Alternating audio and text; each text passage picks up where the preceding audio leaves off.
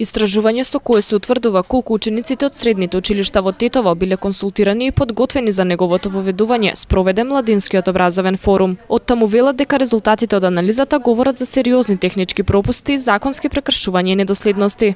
Целта на ова истражување беше да се увидат кои се ставовите и размислувањата на учениците, односно средношколците, за екстерното тестирање и исто така да се види колку тие биле консултирани за воведување на истото. Како, например, на изјавата екстерното оценување е релевантен фактор за утврдување на мојот успех, 58% од испитаниците одговориле дека воопшто не се согласуваат со оваа изјава, додека пак на изјавата во моето училиште средношколците не се подготвени за екстерно оценување, исто така скоро 60% од испитаниците одговориле дека воопшто не се согласуваат.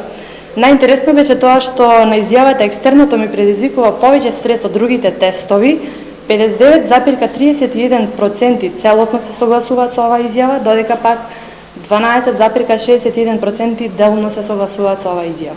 Младински образовен форум исто така спроведе анализа за екстерното тестирање како процес, која што говори за тоа колку има сериозни технички пропусти во реализација на тестирањето, законски недоследности и прекршувања, како и промашувања во поставувањето на целите за екстерното тестирање.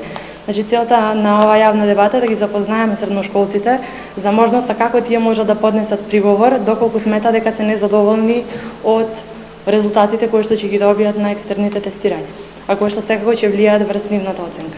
Од Младинскиот образовен форум апелираат и до институциите на државата да ги земат во предвид сите недостатоци и екстерното тестирање оваа година да го прогласат за пилот. Младински образовен форум ги повикува Министерството за образование и наука, Бирото за развој на образование и Државниот испитен центар да ги земат во предвид недостатоците во законската регулатива и секако да го искористат времето кое се уште стои на располагање, да го прогласат и третираат ова тестирање и оценување како пилот проект за оваа година. Се со цел, значи оваа мерка институциите ќе имаат можност да извршат корекции и унапредување на поставените цели, системот на спроведување и техничките ресурси, се со единствена цел подобрување на образовниот процес и унапредување на знањата на учениците и професорите исто така.